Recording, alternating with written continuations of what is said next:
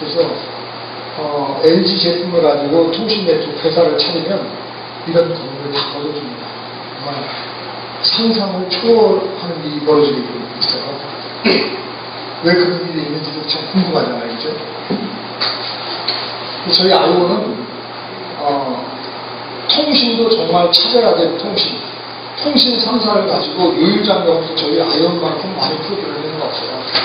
그러니까 차별화된 통신 아이온 비즈니스라면 그것을 가지고 소비자에게 전달시키는 유통 채널이 네트워크인데 또 아이온만큼 차별화된 네트워크 회사가 없어요. 그 차별화된 네트워크 아이온 비즈니스라고 이렇게 말씀드렸고요.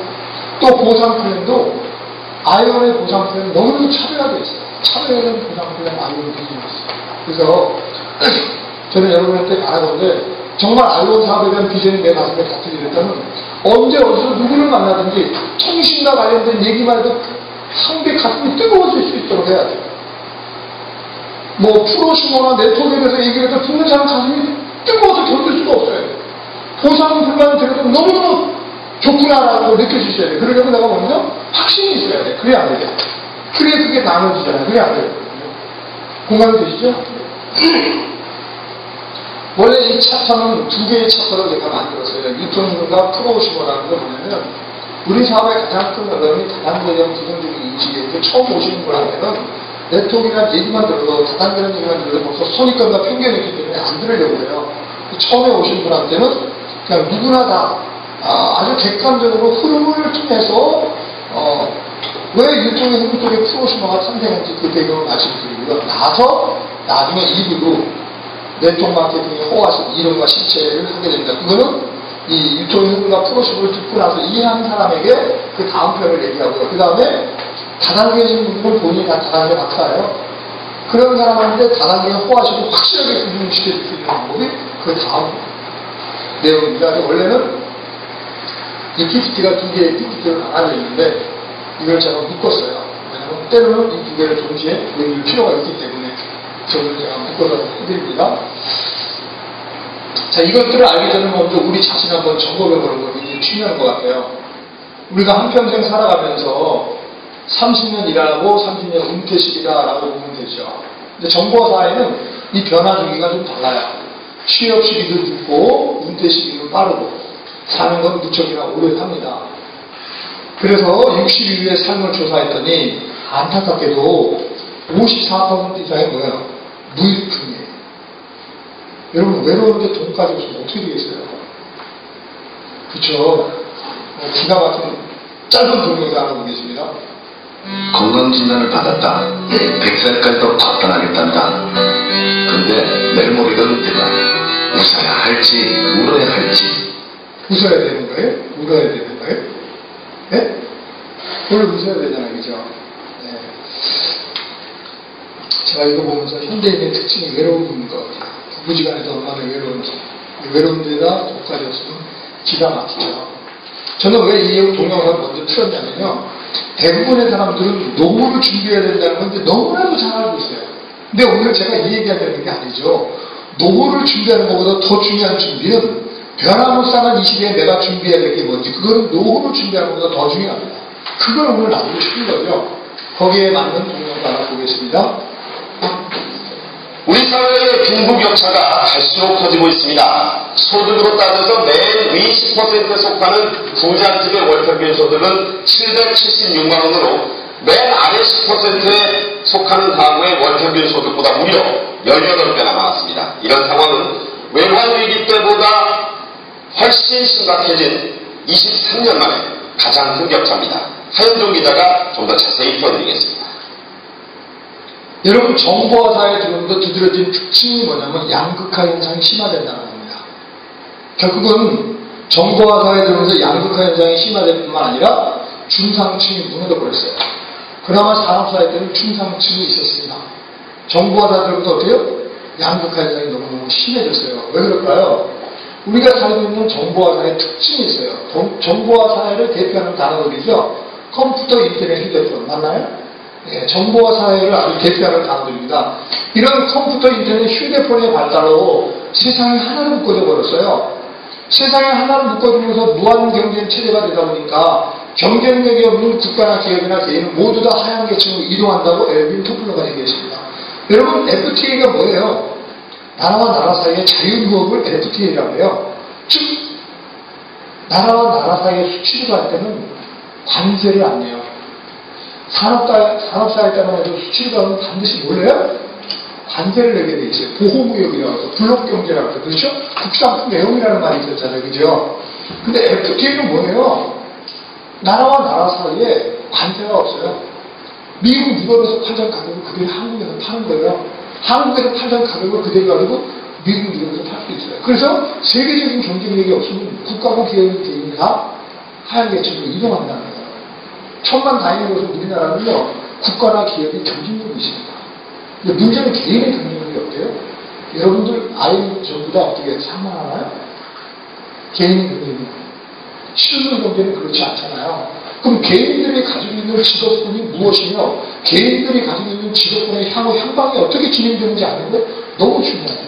변화가 앞서간 이 시대에 내가 인식하기도 전에 변화가 앞서간 이 시대에 노후를 준비하는 것보다 더 중요한 것은 오늘 내가 개인들이 가지고 있는 직업군이 직장인, 자영업자, 전문직 이들의 향후 향방이 어떻게 되는지 아는 것은 너무 중요합니다. 여러분 앞으로 직장인의 인기는 점점 낮아져요. 구조조정을 통해서 어떻게 점점 직장인이 줄어들어요. 맞나요?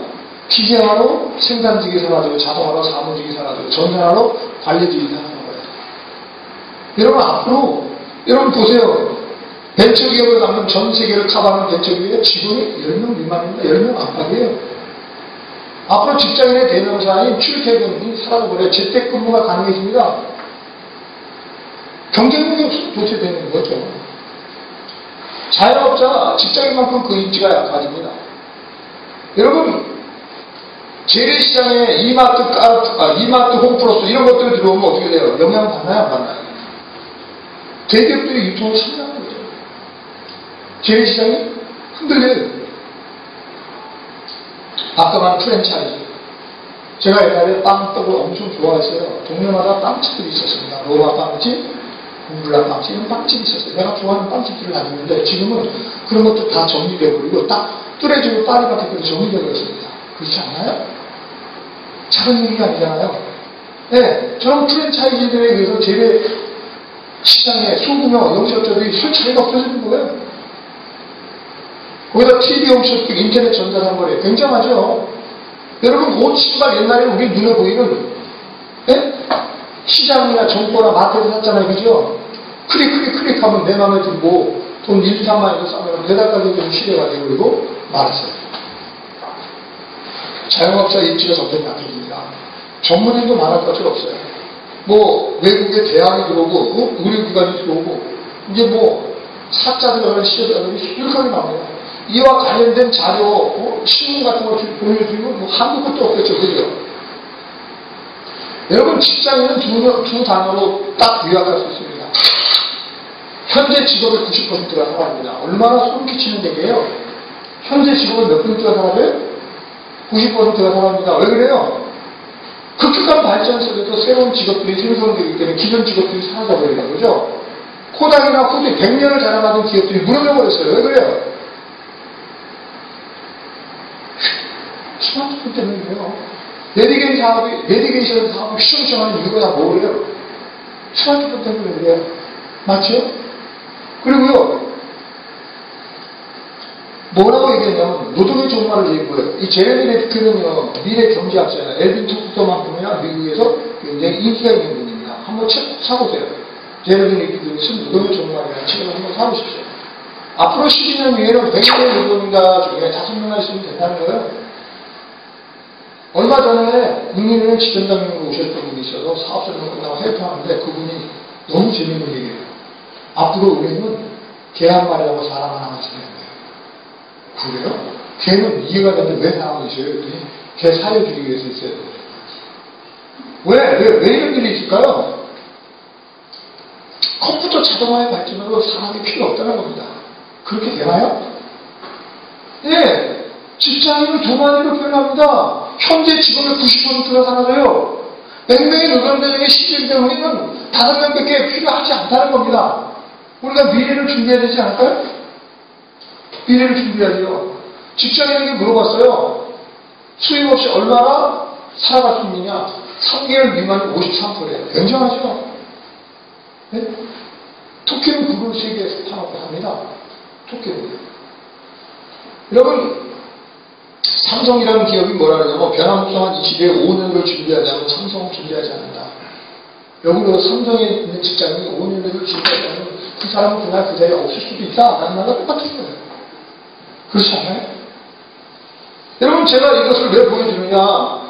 노후를 준비하는 것보다 더 중요한 건 변화무쌍한 이 시대에 살고 있는 우리 개인들이 가지고 있는 직업군들이 직장인, 자영업자, 전문인들의 향후 향방이 점점 인기가 약해지니 그것에 대한 미래에 대한 뭘 준비하느냐? 엘리토프는 그 미래에 대한 프로모션을 원합니다. 이런 얘기가 너무너무 생소하다면 여러분 변화를 수용하지 못합니다. 지금 우리 이 시대에 사는 사람이 어떻게 살아가야 될지 개인의 삶을 한번 점검해 볼 거예요. 지금부터 우리가 준비하기 위해서 제가 3가지 테마를 가지고 나누도록 하겠습니다. 첫째는 시대의 흐름. 시대의 흐름 속에 유통도 따라오고 흘러가는데 그 시대의 흐름 속에 보이지 않는 시대 이동으로 가는 데만 유통이 바뀌게 됩니다. 이 3가지 테마를 가지고 나누도록 하겠습니다. 자, 세상은 농경사회에서 산업사회에서 정보화 사회로 흘러가고 있어요. 여러분, 농경사회의 부왕임은 토지와 노동력입니다. 자, 농경사회 때는요, 농반이 많은 사람이 부자였잖아요. 그죠? 쉬 쓴 사람이 대접받을 때였잖아요. 그죠? 근데 산업혁명 이후 산업사회가 되면서 부왕임이 바뀌어요. 자본과 기술력입니다. 맞나요? 자본가들이 둘. 그리고 뭐 우리 산업사회 때는 기술 배우는 게 최고였어요. 기술학교 간다고. 기술학교. 기술. 시계 배우는 기술 배워라. 뭐 기술. 그랬어요. 근데 산업혁명 이후 컴퓨터 인터넷의 발달로 정보화 사회에 들어오면서 정보화 사회의 부활은 뭐가 될까요? 중요한 질문이죠. 정보화 사회의 부활은 어떤 것이 될까요? 예, 정보화 사회. 정보를 이끌고 뭐예요? 돈이에요. 정보를 이끌고 돈입니다. 정말 이 정보가 가치 있는가? 이 정보를 내가 활용해서 정말 부를 창출할 수 있습니까? 독수리와 같이 높이 떠서 멀리 바라보는 검색할 수 있는 그런 눈이 있어야 되죠. 여러분, 정보화 사회 인맥이 자산입니다. 자산이 인맥을 잘 관리해서 관계식으로 발전시켜 나가면 진정한 성공자가 될 거예요. 힘세고 기술 없어도 사람들과 관계를 인맥이 자산이에요. 자산인 인맥을 잘 관리해서 관계식을 생명 있는 관계식으로 발전시킨다면 성공자가 되는 거죠. 네. 여러분, 제가 여기서 중요한 포인트 하나 말씀드릴게요. 농경사회는 좀처럼 변화가 일어나요. 1000년 동안에도 변화가 잘 안 일어납니다. 근데 그 1000년의 변화가 산업혁명 이후 산업사회에서 그 속도가 100년으로 줄어들어요. 산업혁명이요. 그러다가 컴퓨터, 인터넷, 휴대폰에 발달하면서 다시 한번 변화의 속도가 10년으로 줄어든다고 봐요. 1000년의 변화가 100년으로, 100년의 변화가 10년으로. 아니, 내가 인식하기 전에 변화가 앞서가고 있어요. 쫓는 자는 없는데 내 마음이 쫓겨요. 그 증상이 불안입니다. 불안. 그렇지 않나요? 여러분, 변화무쌍한 시기에 살고 있는 우리는 돌고 도는 게 돈이에요. 어제 돈이 되던 게 오늘 돈이 안 됩니다. 오늘 돈이 되던 게 내일 돈이 안 돼요. 변화무쌍한 시대에 사는 우리는 삶의 방식과 더불어 우리의 정신이 확실히 바뀌지 않으면 살아갈 수 없는 그런 시대에 살고 있어요. 너무 지나치다고 생각하십니까? 여러분 생각해 보세요. 농경사의 사고방식을 가지고 산업사회에 적응할 수 없는 겁니다. 산업사회의 사고를 가지고 정보사회에 적응할 수가 없어요. 70세 정도 되면 이 3개 세대를 다 경험해야 될 거예요. 만약에 농경사회 말이야, 그런 한복 입고, 모자 쓴 사람이 정보화사회에 들어가서 막 돌아다니면은 정보화사회는 정리가 안 될 거예요. 그죠? 혹시 여러분은 농경사회나 산업사회의 사고를 가지고 지금 정보화사회를 살아가고 있지 않습니까? 한번 자신의 전공을 보는 건 너무너무 중요합니다. 정말 너무너무 중요해요. 여러분, 제가 이거를 얘기하는 게 뭐냐면, 제가 NRC라는 통신네트워크, KT 선거를 주관하는 통신네트워크 회사에 있었어요. 처음에 시작할 때는 정말 비전이었어요. 근데 변화를 수용하지 못하니까, 그 기업이 변화를 수용하지 못하니까, 어제 오아시스가 오늘 실패가 된 거예요. 전 돈도 내고 아니면 잘 내려가는데 마음이 불안한 거예요. 왜? 회사가 꼬리를 내고 로그아웃 내 마음이 왜 불안하겠어요? 저 14년 동안 그 일을 하셨어요? 네? 마음 두레시게는 쉬는 나도 적은 나이가 아니라 13년을 메뚜게 나가 있었다고. 제가 그걸 놓고 아이언을 선택할 때 얼마나 마음이 교체했겠습니까? 네? 불안한 마음에 아이언의 기준을 보니까 잠깐 희망이 있더라고. 그다음부터 갈등이 얼마나 시켰던 거야. 한 3, 4년 갈등이었어요. 밥을 먹어도 이게 밥알이 머리 안에요. 잠을 자도 잠이 안 와요. 너무너무 기가 막히더라고요. 그러다가 끝내는 내가 어떻게 해요? 성공스쿨, 유공스쿨, IBS, IELT 갔다고 급기 전에 내가 가슴에 다섯 여기서 다 결단을 하니까 마음이 가벼워지더라고요. 그 일에 집중할 수 있었어요. 아, 그래서 내가 그때 깨달은 게, 누구든지 이 말을 꼭 해야 되겠구나. 어차피 인생은 매순간 선택인데 때로는 큰 선택, 결단이 필요하구나.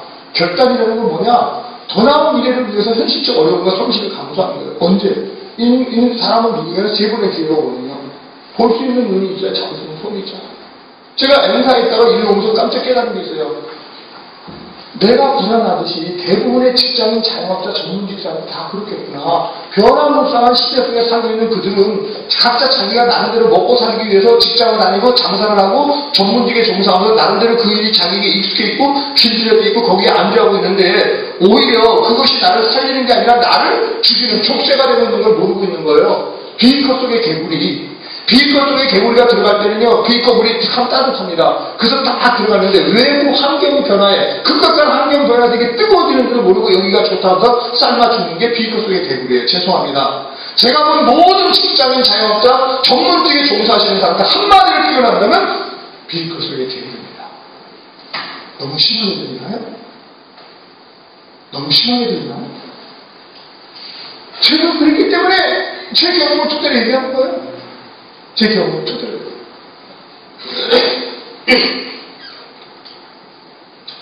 여러분, 이렇게 농경에서 산업에서 정보와 사회를 배워나갈 때 보이지 않지만 힘의 이동이 있어요. 산업사회 초기에는 생산자들이 엄청난 부를 창출합니다. 대량 생산을 통해서 많은 돈을 벌어들이죠. 근데 산업사회 중반기 이후 질 좋은 제품을 만들어내는 생산자들이 너무 많다 보니까 이것을 어떻게 소비자에게 전달할까? 그러다부터 유통들이 생겨나기 시작하면서 다양한 유통 채널이 나오기 시작하다 그기야 산업사회 말에 가서 어떻게 해요? 유통업자가 힘을 해야 돼요. 미국의 월마트 대단합니다. 빌 게이츠보다 더 많은 부를 가지고 있죠. 유통업자들이 칼자로 나왔어요. 생산자들이 불쌍하게 됐습니다. 그래 안 그래요? 힘의 이동이 일어나는 거예요. 생산자에게 누구에게 힘이 이동돼요? 유통업자에게 힘이 이동되는 거예요. 그러더니 우리가 살고 있는 정보화 사회에 들어서 그 힘이 누구에게 이동이 돼요? 소비자에게 힘이 이동됩니다. 정보화 사회 소비자는 막강한 힘을 가지고 있어요. 상품 하나를 살리고 죽일 수가 있어요. 기업 하나를 살리고 죽일 수가 있습니다. 산업사회 소비자는 단순한 소비자지만 정보화 사회 소비자는 막강합니다. 산업사회는요, 생산자가 가격을 결정하지만 정보화 사회는 소비자가 가격을 결정합니다. 엄청난 거죠. 생산자에서 산업사회에서 일반적으로 생산자가 결정 내리는 거예요. 그냥. 생산자는 물건 만들어가지고요. 어떻게 해요? 9시 뉴스 안 그러면 어떤 유통 채널, 안 그러면 다양한 로비리스트 쪽에서 물건을 다 팔아먹을 수 있었어요. 근데 정보화 사회에 들어오면서 그게 안 통해요. 뉴스, 로비리스트, 뭐 다양한 유통 채널이 안 통해. 왜? 소비자가 막강한 힘을 가지고 있다니까요? 이해되십니까? 엄청난 힘의 이동이에요. 힘의 이동. 그래서 그 얘기를 나중에 프로슈머가 어떻게 얘기한가 한번 보겠습니다. 이렇게 어떻게 해요? 농경사회에서 산업사회에서 정보화 사회로 이동하면서 보이지 않는 힘의 이동이 생산자에서 유통업자에서 소비자로 넘어갑니다. 생산자가 힘을 가지고 있을 때 유통의 형태와 유통업자가 힘을 가지고 있을 때 유통의 형태와 소비자가 힘을 가지고 있을 때 유통의 형태는 달라지는 거예요. 생산자가 힘을 가지고 있을 때 유통은 어떻게 변할까요? 어땠을까요? 우리 너무나 잘 알죠? 생산자와 소비자 사이에 복잡하다는 유통 채널을 가지고 있어요. 300원짜리가 소비자가 1000원에 삽니다. 유통비용의 60% 이상은 소비자가 내요. 산업사회 소비자는 봉이었어요. 단순 소비자. 생산자가 결정한 대로 따라가는 겁니다. 그러다가 유통업자가 힘을 가지면서 유통은 2차 유통으로 발전합니다. 이런 복잡한 유통체험에 이제 이런 것들이 나타나기 시작하죠. 이마트 홈플러스, TV 홈쇼핑, 인터넷 전자상물 이런 것들을 통해서 소비자들은 가격을 좀 더 저렴하게 살 뿐만 아니라 이때부터 가격 인하 경쟁이 대단히 치열해지죠. 마일리지, 캐시백, 누적 포인트, 제휴 마케팅. 산업사회 때는 단순한 소비자인데 다시 한번 정보화사에 문의돼 산업화 말고 정보화사에 축으로 넘어갈 때 이런 일들이 벌어진 거예요. 뭔가 해운대 태우 주제하면 안 갑니다. 예? 우리가 치킨을 먹어도 10마리 주면 한 마리 더 주면 도장 찍는 데로 가죠. 그죠? 피자집을 가도 하다못해 중화요리 배달해도 그렇지 않습니까? 단순 소비자도 몰래 해운대 혜택을 주는 소비자로 바뀌는 거죠.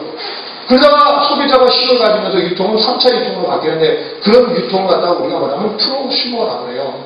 자, 생산자와 소비자 사이의 직거래가 되면서 소비자에게 해운대 혜택이 아니라 무언가 리베이트를 환원해 주는 걸로 바뀝니다. 뭘 환원해 줄까요? 유통 마진과 광고 마진을 환원해 주는 겁니다. 자, 여기까지 나왔어요. 소비자가 힘을 가지고 있습니다. 그런데 기업들이 소비자와 동업을 하는 거예요. 생산자와 소비자가 유통에 맞춰서 이윤을 나눠주는 거예요. 악어와 악어제가.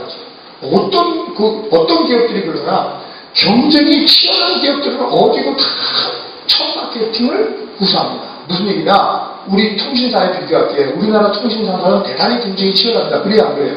통신사는 너무나도 경쟁이 치열해서 엄청난 마케팅 비용을 쏟아붓는 데 비해서 소비자의 충동도가 너무 얕은 거예요. SK스가 KT에서 공짜로 주면 넘어가고요. KT스가 LG에서 공짜로 주면 넘어가고 소비자의 충동도가 너무 얕은 거예요. 자, 통신사들은 대리점을 통해서 고객을 유치하다 보니까 대리점을 통해서 극복할 수 없는 한계가 두 가지가 있는 거예요. 대리점을 통해서 고객이 들어가고 나가고 통제가 안 돼요.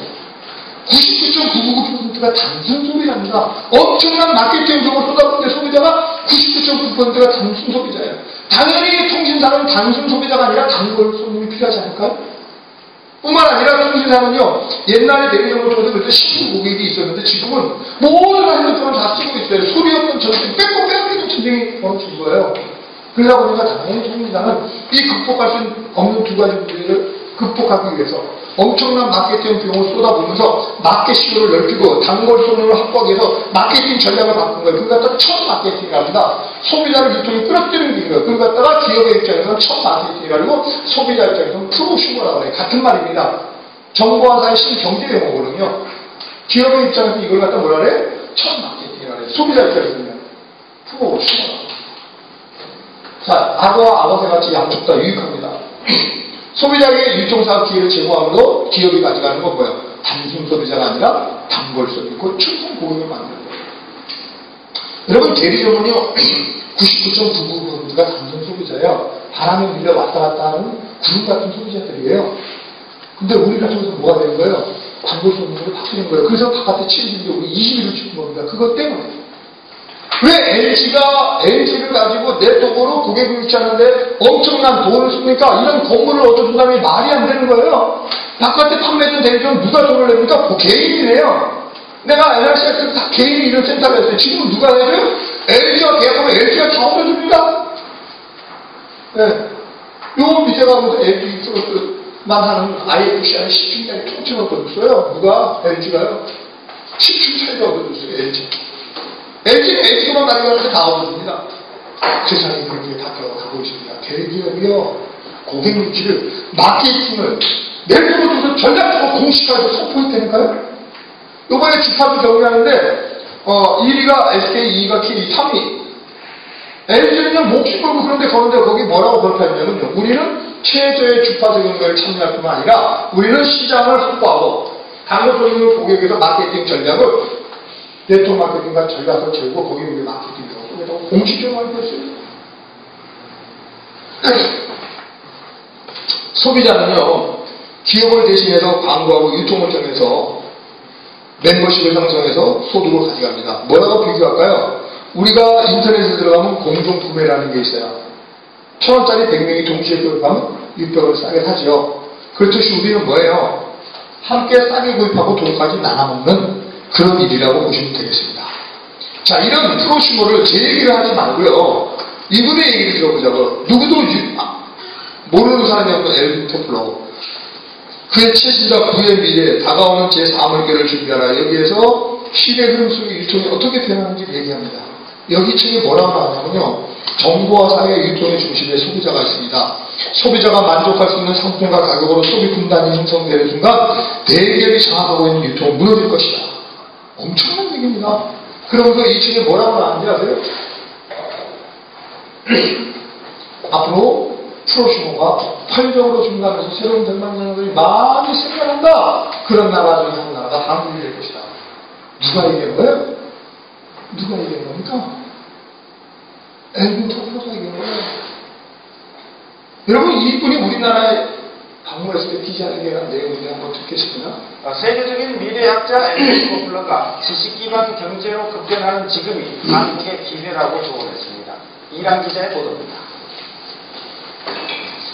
엘빈 토플러가 바라보는 미래는 한마디로 급변하는 지식 기반 사회입니다. 특히 생산과 소비를 동시에 하는 이른바 프로슈머가 생겨나면서 세계 경제는 큰 영향을 받을 수밖에 없다고 설명했습니다. People create economic value without money. The second economy. 여러분, 돈거래 없이 경제 가치를 생산하는 걸 프로슈머라고 하는데 안타깝게도 대부분의 경제학자들은 여기에 대해서 무관심하고 있다. 프로슈머는 국민연금과 같은 것인데 사람들이 모르고 있어요. 엘빈 토플러가 뭐라 그러냐면요. 이것은 경제 발전의 법칙에 의해서 탄생하는 것이다. 물이 위에서 밑으로 흐르는 자연의 법칙과 같은 불변이실 것이다. 프로슈머 쪽에서 수많은 백만 년들이 탄생하는데 힘의 이동, 이 책 전에 힘의 이동이 뭐예요? 생산자에서 유통업자에서 소비자로 이동하면서 소비자가 막강한 힘을 갖고 소비자가 막강한 힘을 가지면서 프로슈머 중에서 엄청난 백만 년자들이 나오는데 기업이나 국가는 경쟁력이 있지만 개인의 경쟁력이 없는데 개인들이 가지고 있는 직업군이 그 직장인 자영업자 아니면 전문직에 종사하는 사람들은 노후를 준비하는 것보다 더 중요한 것은 변화무쌍한 시대에 우리가 준비해야 될 것이 무엇인지 이들의 향후 향방에 입지가 너무 약한데 그들의 미래에 대한도 프로슈머를 원합니다. 여러분 작은 얘기가 아니에요. 정말 작은 얘기가 아닙니다. 여러분 이 책 말고요. 제가 무슨 얘기를 드릴까요? 여러분 로버트 키요사키가 쓴 부자 아빠 가난 아빠 1, 2, 3, 4 세계적인 베스트셀러입니다. 꼭 부자 아빠 가난 아빠 2권을 읽어보세요. 로버트 키요사키에겐 두 아빠가 있습니다. 부자 아빠와 가난 아빠가 있죠. 그죠? 맞나요?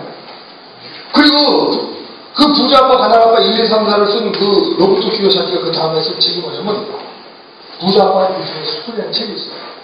두 권을 권합니다. 부자 아빠 가난 아빠 2권과 부자 아빠의 비즈니스 스쿨 두 권을 권하는데 꼭 읽어보세요. 그 부자 아빠의 비즈니스 스쿨 네트워크에 대해서 얘기합니다.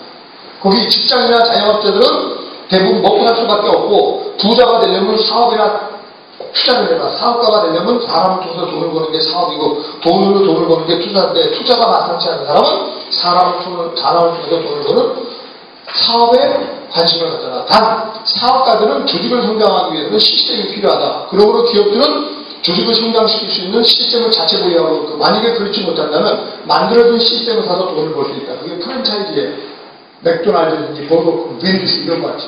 안 그러면 시스템을 자체 보유하든지 살 수 없으면 만들어진 시스템을 창조해내기 위하여 해서 시스템 머니를 가할 수 있는 정통 네트워크 마케팅을 권합니다. 미국에서는요. 빌 클린턴 대통령이요. 미국 경제 불안할 때 경제 호황을 끌어올리는 빌 클린턴 대통령입니다. 그 빌 클린턴 대통령이 미국 네트워크들에게 세제 혜택을 줬어요. 세금 혜택을 줬어요.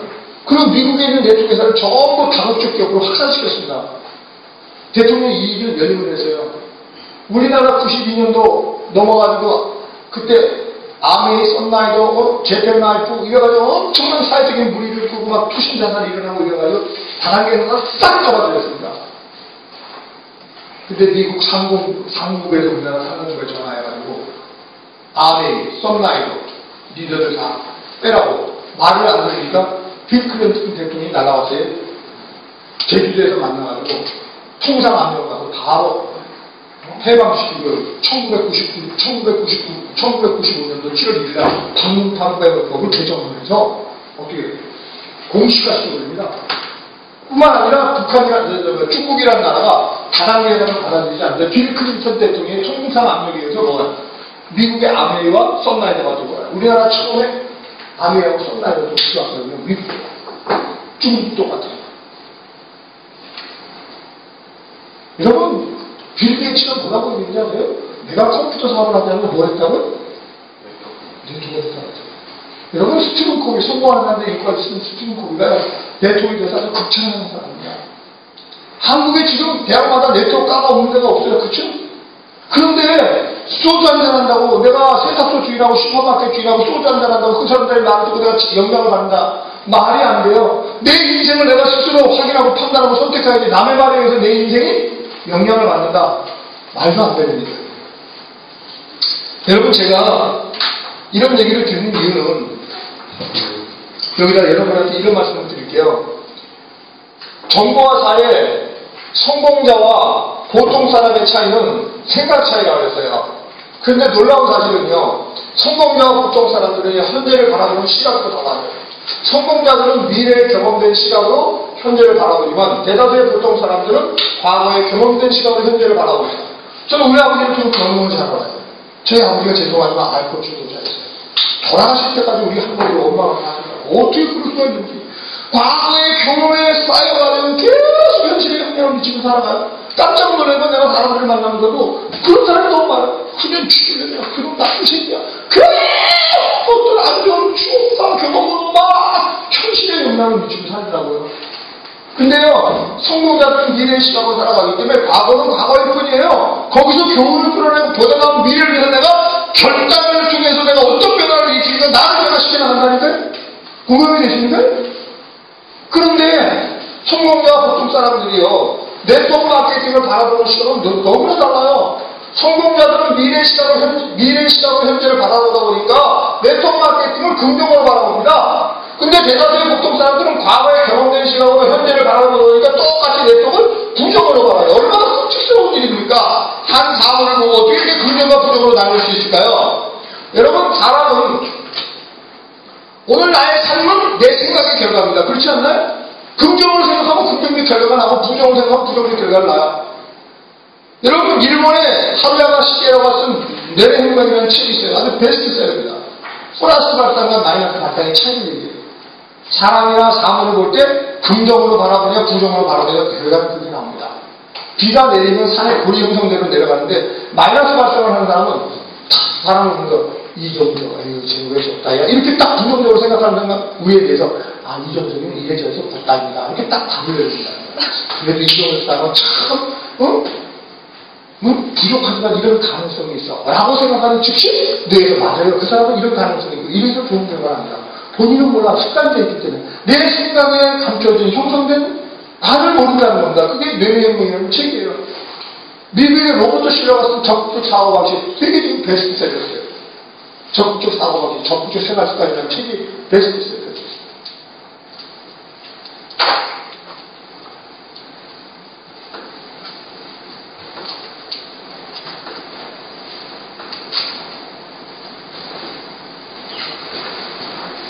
자, 제가 여러분에게 유통의 흐름에 우리 같은 1인 대리점 프로슈머가 탄생한 배경을 제가 말씀을 드렸잖아요. 그죠? 다시 요약하면 산업사회 때 이런 복잡한 유통 채널을 가지고 있다가 정보화 사회에 들어오면서 유통은 이런 직거래 타입으로 바뀝니다. 이미 말씀드린 대로 이런 창고에 파는 가격이 저렴하지요. 그 다음에 어때요? 처음에 부정이었지만 긍정으로 바뀌죠.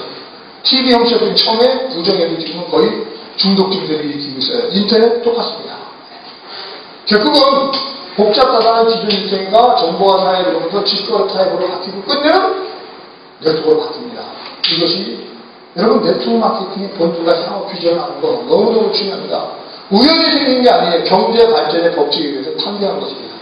물이 위에서 밑에 흐르듯 자연의 법칙과 같은 분별의 질을 띱니다. 네트워크는 기업과 소비자 양쪽에 다 유익한 겁니다. 네트워크는요, 소득 재분배를 하는 거예요. 사회를 하나라는 것입니다. 여러분, 네트워크 마케팅에서 좀 더 자세히 알아야 돼요. 더불어 사는 자본주의, 암의 창시자 디보이스 같은 더불어 사는 자본주의라는 책을 한번 읽어보세요. 자본주의의 장점과 공산주의의 장점을 접목시킨 게 네트워크 마케팅이었어요. 네트워크 마케팅의 이론이 실제가 되면 유토피아가 현실이 된다 했어요. 엄청난 책입니다. 한번 읽어보시죠. 여러분, 네트워크 마케팅의 향후 향방 대단히 좋습니다. 그런데도 불구하고 안타깝게 예? 우리나라에서는요, 너무나도 안타까운 결과를 내죠. 여러분, 빌 게이츠가 그의 최신작에 써놓은 얘기예요. 예. 그런데도 불구하고 우리나라는 처음에 진입 조건이 잘못됐어요. 재팬 나이프 아시죠? 정수기 막 이런 걸로. 우리나라 첫 인상이 너무 안 좋습니다. 여러분, 피라미드 불법이에요. 사람 믿고로 돈, 사람 사냥하러 다니는 것입니다. 여러분, 다단계 합법이지만 문제가 있어요. 사람에게 판매를 하다 보니까 사람 마음의 부담을 줄 뿐만 아니라 개인유지, 그룹유지라는 강제 판매 제도를 해서 사재기를 하는 문제가 생겨요. 근데요, 네트워크는 뭐냐? 소비를 중심하는 거예요. 일종의 중심에 소비자가 있다 그러면 소비자가 써봐가지고 좋아서 다른 사람하고 나누면서 소비 분단이 형성되는 순간 어떻게 해요? 안정적이고 지속적인 소득을 창출한다는 겁니다. 유통의 중심에 소비자가 있어요. 소비자가 만족할 수 있는 자기 필요에서 자가 소비 가지고 자연스럽게 나눠주면서 소비 분단이 형성되는 순간 우리에게 안정된 소득이 된다는 겁니다. 여러분, 제품 하나만 봐도요, 피라미드인지 다단계인지 네트인지 구분할 수 있어야 돼요. 정보와 사회 네트워크 마케팅이 가지고 있어야 되는 조건이 있습니다. 첫째, 누구든지 사용 가능해야 돼요. 두 번째, 소모적이어야 돼요. 세 번째, 원가가 투명해야 돼요. 이 세 가지 조건을 맞추지 못하면 안 됩니다. 이것은 한마디로 얘기해서 파는 상품이 아니라 팔려나가는 상품이라고. 이 세 가지 조건 중에 하나라도 빠지면 안 돼요. 판다는 것은 수동적 개념이고 팔려나간다는 건 자동적 개념이거든요. 누구든지 사용해야 돼요. 핸드폰 남는 놈도 다 씁니까? 네. 건강보조식품은요, 주 고객이 40대 이상이에요. 우리 젊은이들한테 건강보조식품 먹을래? 아니면 소디의 항정살, 아니면 나이트클럽, 위치원, 그럼 걔가 건강보조식품 딱 뽑아낼까요? 화장품 주 고객은 여성이에요. 첫째 조건 너무 중요해요. 누구든지 사용 가능. 거기 에어컨 좀 틀어줄래요? 뒤에? 그리고 뭐예요? 소모적인 상품이에요. 우리는 월급으로 살아가잖아요. 소모 사이클이 한 달 이내에 해야 돼요. 사회 문제적인 문제를 일으켰던 게 뭐냐? 바로 반영구적인 상품을 취급했죠. 자동료, 정수기. 무슨 얘기예요? 사람이 들어와야 상품을 사는 거예요. 사람이 들어와야 상품을 사요. 사람이 들어와야 상품을 사고 상품을 사야 돈이 되는 거예요. 결론은 사람 믿고로 상품, 상품 믿고로 돈, 고로 사람 믿고로 돈, 사람 사냥으로 다니는 것. 그게 피라미드입니다. 상품만 봐도 우리 금방 알아야 되거든요. 거기다가요, 원가가 투명해야 되는데 안타깝게도 내 쪽 회사의 제품들은요, 대부분 건강식품 화장품이에요. 믿을 수 없는 원가예요. 최소한 뻥튀기 10배, 20배, 30배 다 합니다. 아무리 질이 좋아도 값이 싸야 돼. 왜? 직거래니까. 맞나요? 너무너무 중요하잖아요. 그죠? 이런 세 가지 조건을 갖춰야 됩니다. 여러분, 제가 끝으로 네트워크 마케팅의 호화시를 설명하고 마무리 시켜요. 우리 사회의 가장 큰 어려움은 다단계에 대한 부정적 인식입니다. 그러므로 내가 네트워크에 대한 확신이 있어야 돼요.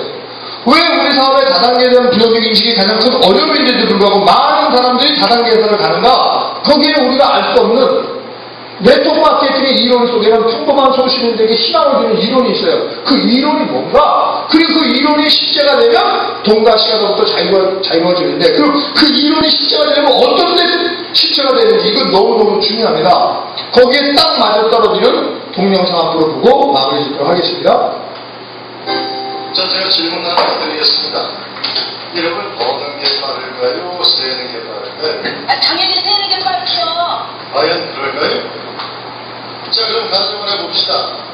1초에 하나씩 센다.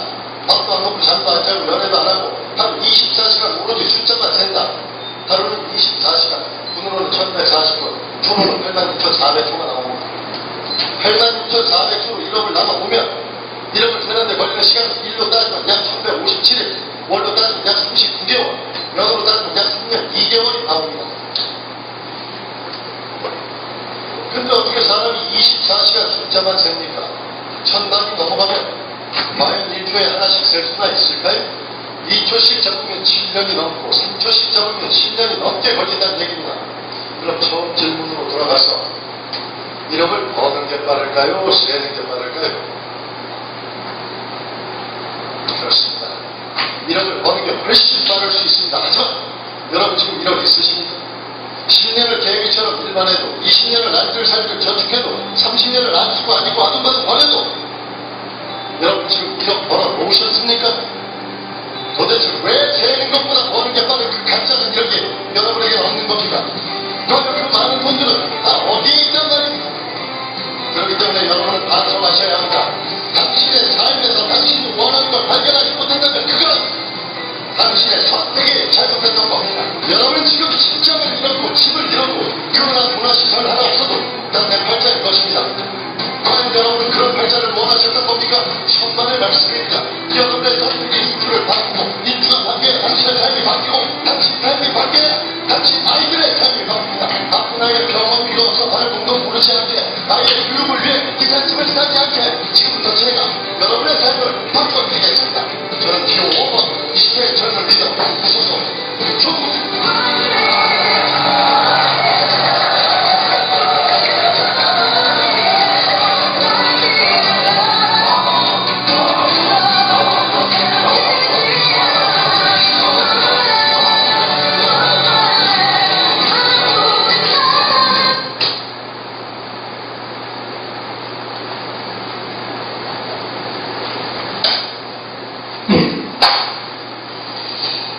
자, 이 동영상 보면 내용이 뭐예요? 1억을 버는 게 빠를까요? 세는 게 빠를까요? 세는 것보다 버는 게 빠른 그 가짜는 1억이 여러분이 없다면 혹시 여러분의 선택이 잘못된 거 아닙니까? 이제 이런 내용이에요. 그렇다면 제가 여러분의 삶을 확실히 바꿔드리겠습니다. 무소속 네트워크 양승현입니다. 이런 내용이에요. 네? 이해되시죠? 끝으로 제가 네트워크 마케팅 호화시를 소개하고 마무리 짓게요. 여러분, 네트워크 마케팅 회사를 선택하는 데서 가장 중요한 것은 매개체인 상품입니다. 이것은 사람과 사람을 연결시킨다 했잖아요. 이 상품 하나를 봐도 피라미드인지 다단계인지 네트워크인지 구분할 수 있어요. 똥인지 된장인지 구분 못하고 똥을 된장하고 착각하고 먹으면 똥똑 걸려 죽거든요. 너무나 많은 사람들이 그럴 수 있어요. 여러분, 네트워크 마케팅의 이론이 실제가 되려면 자, 네트워크 마케팅 회사 선택의 가장 중요한 게 매개체인 상품이 이것이 사람과 사람을 연결시킨다고 하시니 최소한도 말씀드린 대로 이 세 가지 조건을 가지고 있어야 된다고 했어요. 그렇죠? 맞습니까? 자, 네트워크 마케팅의 이론 속에는 곱수의 법칙과 숫자의 능이라는 이론이 있는데 그 이론이 실제가 되면 경제적인 풍요와 시간의 자유를 누려요. 자식에는 돈과 시간으로부터 자유가 된다. 그럼 네트워크 마케팅의 이론은 뭐예요? 아주 간단하게 소개해서 배수의 원리를 늘어나는 게 네트워크 이론이에요. 소개 판매입니다. 맞습니까? 근데 네트워크의 이론을 가장 잘 설명해 주는 게 비상연락 말이에요. 자, 우리가 중요한 메시지를 전달하는데 3분씩 걸려서요. 625명한테 전달하는데 총 1875분 걸려요. 시간으로 따지면 31시간 25분. 내일 아침까지 전달해야 되는데 도저히 시간이 턱도 없어요. 그럼 우리 회사나 학교가 뭐 하니까 비상연락망 체계를 쓰는 거죠. 그죠? 자, 3분씩 5명에게 전달하면 15분 걸립니다. 5명이 각 5명, 25명한테 전달하는데도 15분 걸려요. 25명이 각 5명, 125명한테 전달하는데도 15분 걸려요. 이 125명이 각 5명, 625명한테 전달하는데도 15분 걸려요. 15 합이 60분 걸려요. 시간으로 1시간 걸립니다. 이게 네트워크 마케팅의 이론이에요. 31시간 걸릴 게 1시간에 끝나는 거예요. 30시간이 절약됩니다. 그래서 곱수의 법칙, 31시간이 걸릴 것이 1시간에 끝나는 곱수의 법칙, 그리고 30시간이 절약이 된다는 숫자입니다. 다시 말씀드리게 31년 만에 벌 돈을 1년 만에 벌게 해주는 게 네트워크의 이론이에요. 그리고 30년이라는 세월이 쉐이브되는 거예요. 제가 N사에 있을 때요, 30대, 20대, 30대들 1년 만에 월천 전공 이런 넘어갈 때 얼마나 많은가요? 주변 촉구한 일이 벌어졌습니다. 1년 만에 20, 30대들이 월천 전공 이런 넘어갔어요. N사에서. 왜? 네트워크의 이론이 실제가 되었기 때문에. 그럼 네트워크 마케팅의 이론이 실제가 어떻게 되느냐? 이미 말씀드린 이 세 가지 조건을 갖출 뿐만 아니라 우리가 네트워크 마케팅 회사를 선택할 때는 그 회사의 주력 상품이 있는가 없는가를 보셔야 돼요. 내가 네트워크 마케팅 회사를 선택하는데 가장 중요한 건 그 회사의 주력 상품이 있는가, 그 주력 상품이 메인 상품이 소비자를 만족시킬 수 있는가, 사업자에게 안정적인 소득이 되는가, 회사의 재원을 해결할 수 있는가, 이 세 가지를 체킹해야 돼요. 자, 저희 회사의 주력 상품은 뭐예요? 통신이에요. 소비자를 만족시킬 수 있나요? 사업자에게 안정적인 소득이 되나요? 회사의 재원을 해결할 수 있나요? 아메이라는 회사의 주력 상품이 3개입니다.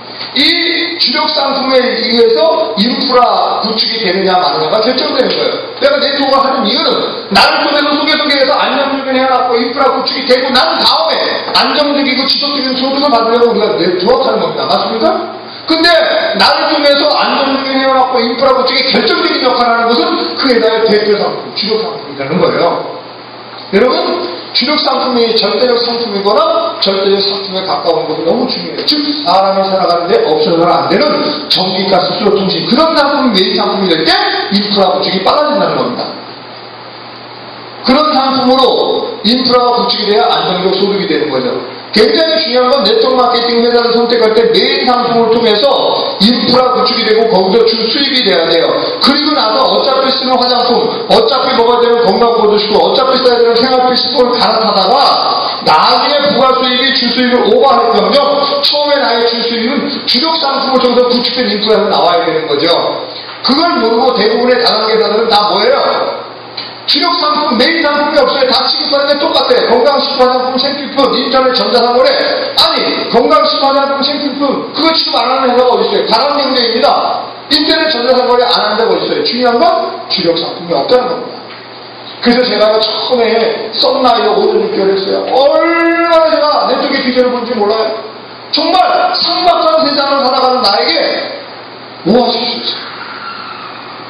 삭막한 세상을 사는 나에게 내 독일이 이거는 너무나 감동적이었어요. 근데 오아시스 심장이 강하더니 신부가 된 거예요. 내가 처음에 네트워크 마케팅의 이론을 들었을 때는요, 비온 다음에 쌍무지개 거친 것 같이 너무나 희망적이었어요. 열심히 뛰는데 1년, 3년, 5년이 돼도 잡히지가 않은 거예요. 아니, 이거는 20년, 30년 지나도 안 될 것 같아. 이거는 못 잡을 것 같아. 그때 내 마음은 무너져 내려버렸어요. 강탈당한 마음을 추스릴 일이 없었어요. 빼앗긴 데라도 보는 건가? 나쁜 놈들. 자기보다 더 나쁜 놈들. 광명의 천사같이. 네트워크 마케팅의 이론은 좋은데 그 이론이 실제가 되려면 절대적 상품이 아닌 불가능해. 이 나쁜 놈들. 저는 다단계 완전 고수가 돼가지고요. 다단계를 하는 사람은 목숨 걸고 그냥 막았습니다. 이해되십니까? 그럼 내가 다시 네트워크를 하는 이유는 절대적 상품의 느낌을 시작하는 거예요. 그래서 N사에서 시작해서 10개월 만에 월천 연봉 이력이 넘어가고 제 산하에서 어마어마한 다이아몬드들이 나오는 거예요. 건강하신데? 그 전에 저는 전도사였어요. 전도사. 목사님 눈앞에서 전도사였습니다. 제가. 그럼 제가 네트워크 한 거예요. 건강하신데? 뭐 마치도록 하겠습니다. 이항에 생긴 동영상이죠. 앞머리는 둥글둥글해 대버리고 날개가 추가요. 칼이. 자, 이 동영상이 시사하는 바가 큽니다. 너무나 우스꽝스러운 사람의 우스꽝스러운 모습을 모두 웃는다고 합니다. 하지만 그 밑에 글이 있지요. 이 동상의 모습은 앞머리가 머리숱이 부동하고 뒷머리는 대머리인데 발에 날개가 있는 이상한 동물이에요. 근데 그 동상 안에 이런 글이 써있네요. 내 앞머리가 무성한 이유는 사람들이 나를 보았을 때 쉽게 붙잡을 수 있도록 하기 위함이고 뒷머리가 되버린 이유는 내가 지나간 다음에 다시는 붙잡기 못하게 하기 위함이다. 또한 발에 날개가 달린 이유는 최대한 빨리 하기 때문이다. 그리고 그런 밑에 이런 글이 쓰여 있어요. 귀해. 자, 이 동상을 보면 한 손에 저울을 또 한 손에 날카로운 칼이 있습니다. 이 의미는 기계가 주어졌을 때 저울을 꺼내 정확하게 분별하고 칼 같은 결단을 내려야 하기 때문이다. 그렇지 않으면 발에 달린 날개처럼 순식간에 기회가 날아가서 다시는 붙잡을 수 없기 때문이다. 사람이 할 수 있는 가장 슬픈 말이 있다면 그때 하는 것. 그때 그때 그 땅 살 거예요. 그때 그 사람에게 잘할 거예요. 여러분, 후회는 돌이킬 수 없는 것에 하는 겁니다. 여러분, 제가 이걸 보면서 뭘 느꼈냐면 인생은 매 순간 선택이에요. 때로는 큰 선택, 결단이 필요할 때가 있어요. 더 나은 미래를 위해서 내가 현실적 어려움과 손실을 감수하는 것, 그게 결단이에요. 인생은 매 순간 선택인데 때로는 큰 선택, 결단이 필요할 때가 있다니까요. 공감하십니까? 강남에 땅 산 사람 중에 다시는 강남에 땅 산 사람 중에 돈 안 번 분이 없어요. 다시 한번 돈 벌 수 있는 기회 시간들이 스마트폰을 통해서 온다면, 그것도 우리가 하는 일인데 이런 프로시모를 통해서 수많은 백만 종자가 태어난다면, 그게 확신이라면 여러분이 지금이 선택이 아니라 중요한 결단을 내려야 될 시기라고 봅니다. 하여간 잘 생각해 보시고 판단하기 바라면서 마치도록 하겠습니다. 수고하셨습니다.